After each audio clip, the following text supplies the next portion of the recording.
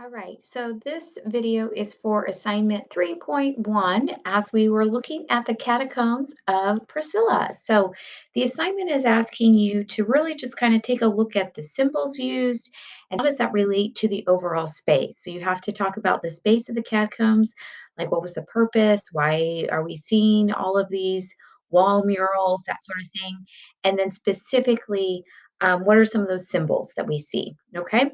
So let's start thinking about, well, what was the intent of the space? What are the catacombs and what are they used for? And this is early Christian art, right? And so sometimes it's hard to think about Christianity as not existing. Today, Christianity is one of the largest forms of religion across the world. And so the thought of having to hide or to be secretive or people not understanding what Christianity is, not that they have to know it like in detail, but people have heard of the religion. Well, early Christian art, they were like, they were a small group of people who were going against the norm of the pagan religions of the time and wanting to talk about God and Christ in a way that has never been talked about. So they were considered like the weirdos, if you will, and it was not accepted.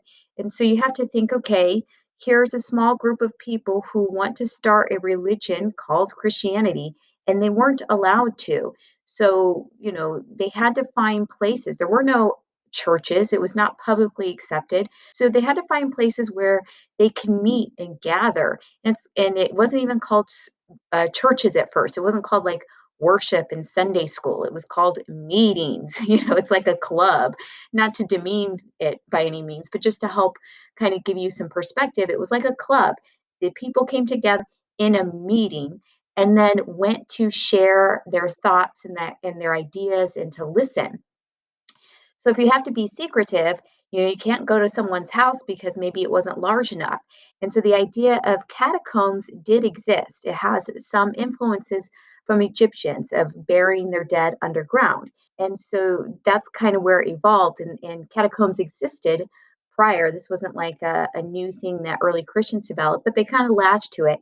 And they made it a place of burial. So, their loved ones, that's where they buried them, but more importantly, it was away from the public and allowed them to speak freely without scrutiny or without fear.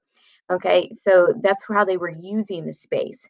Then you have to think, well, why do we have all these pictures then if they're talking about it? Where's the Bibles?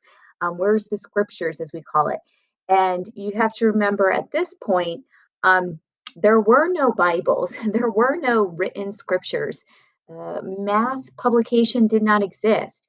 If scriptures or anything written down was available, it was through like monks or scribes, and even that was hard to come by. So you have to think, and I should mention, even if they did come by it, these people are illiterate. They don't know how to read. So giving them a book of written stuff doesn't help these early Christians. And so what does, and if you have to think back to old school, I mean, just think even back to Egyptians, or even as a child, when you start learning how to read, what do we look at? We look at visuals. It's pictures, it's pictorial stories.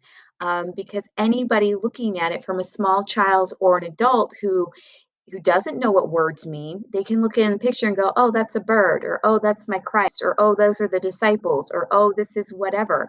So there's a really strong connection with what they're doing to Egyptians when they were trying to tell their stories through their use of symbols and hieroglyphs. So that's why I included this picture here, and we'll talk about it a little bit more in depth.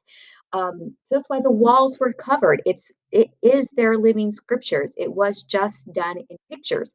And so the information and the stories of how Christianity developed was in part due to these pictures. And if we never had them on these walls, I I can't say for a fact that, the Christianity religion would be as large and blossoming as it is today. Okay.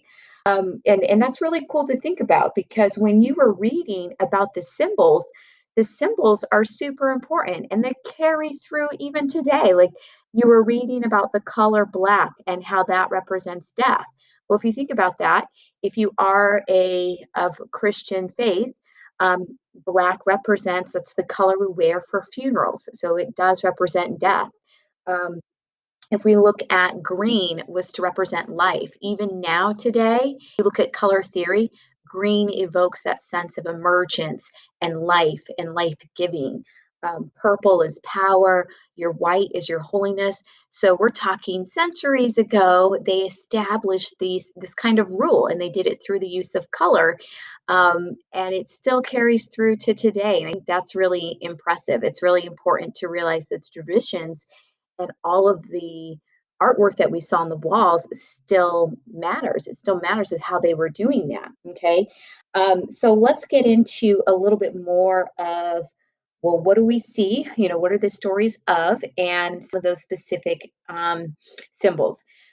So the walls are decorated with stories of the Old Testament and the New Testament, like the Gospels. Okay, so it's the foundations of the religion. So if you were to click on any or you read the titles, they're going to reference stories from the scripture. Okay, whether that's Christ, his disciples, a particular figure within the religion of Christianity, but that's what we're seeing. Okay, so that's the whole purpose. The whole purpose is to educate, and it was viewed as a tool, not as an artistic expression.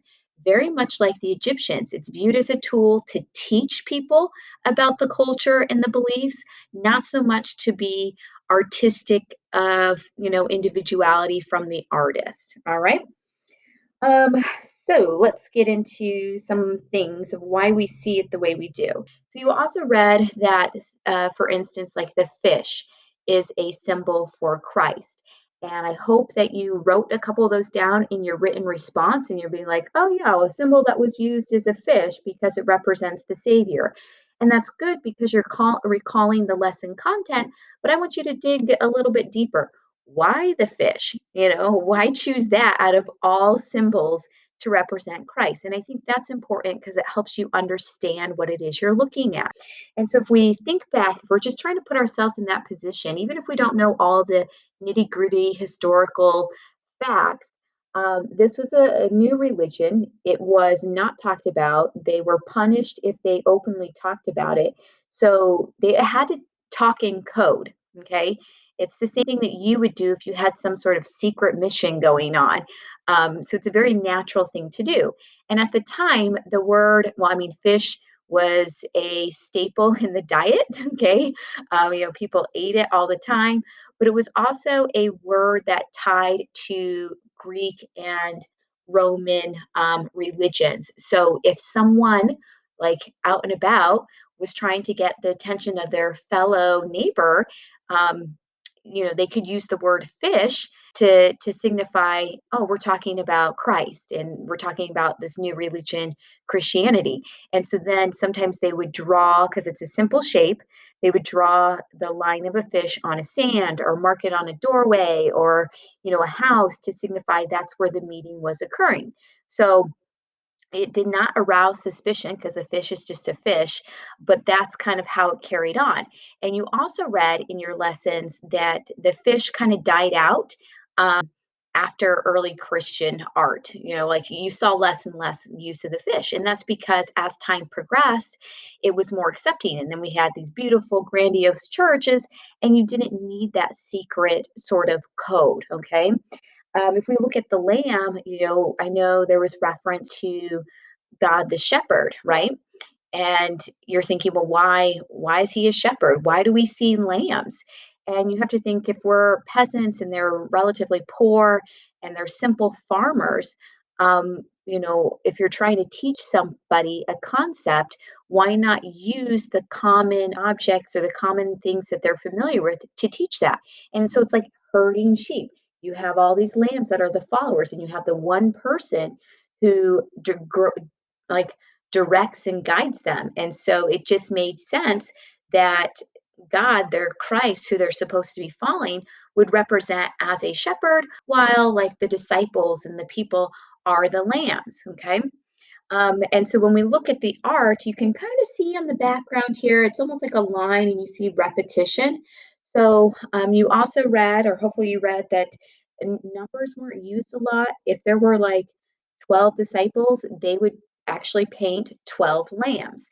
And that was the easiest form of communication that a child to an adult who's trying to learn about the religion can count one, two, three, oh, 12. Okay, 12 is an important number in this religion instead of writing it out.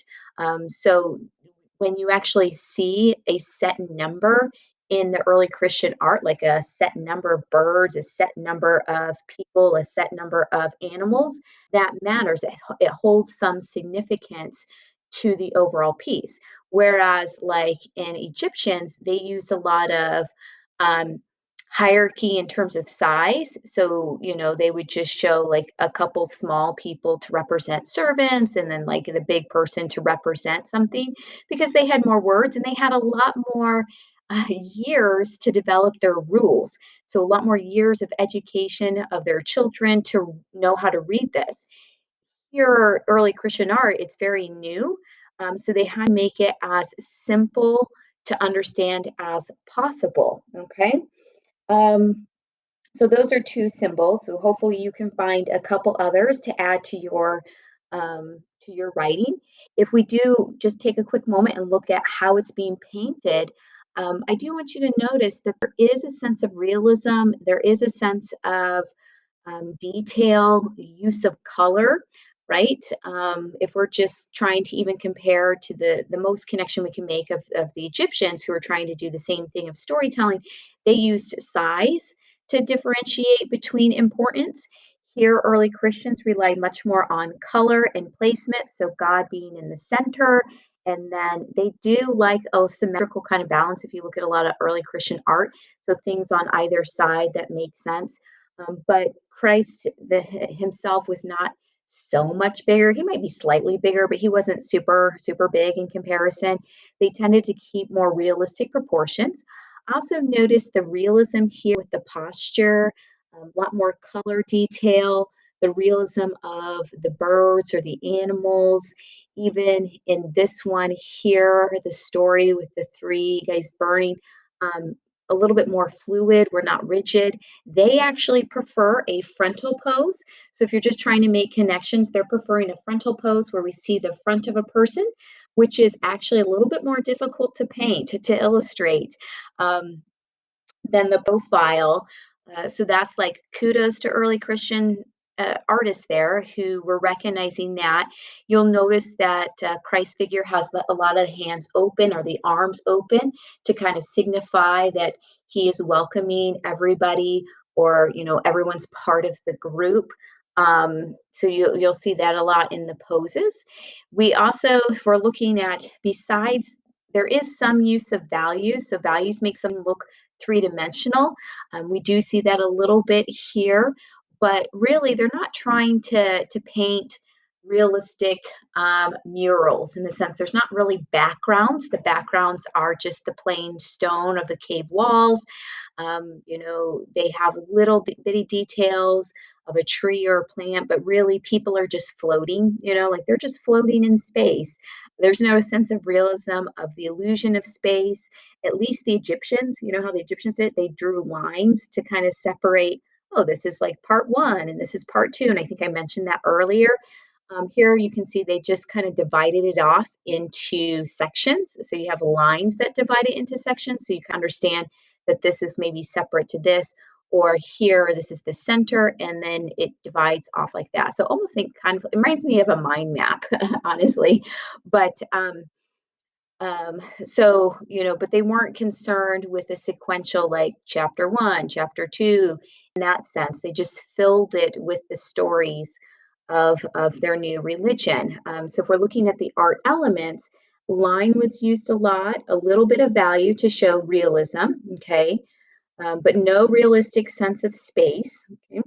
No real emotions either, just because, like in here, and that could be the deterioration of the artwork, but they give you enough information for you to understand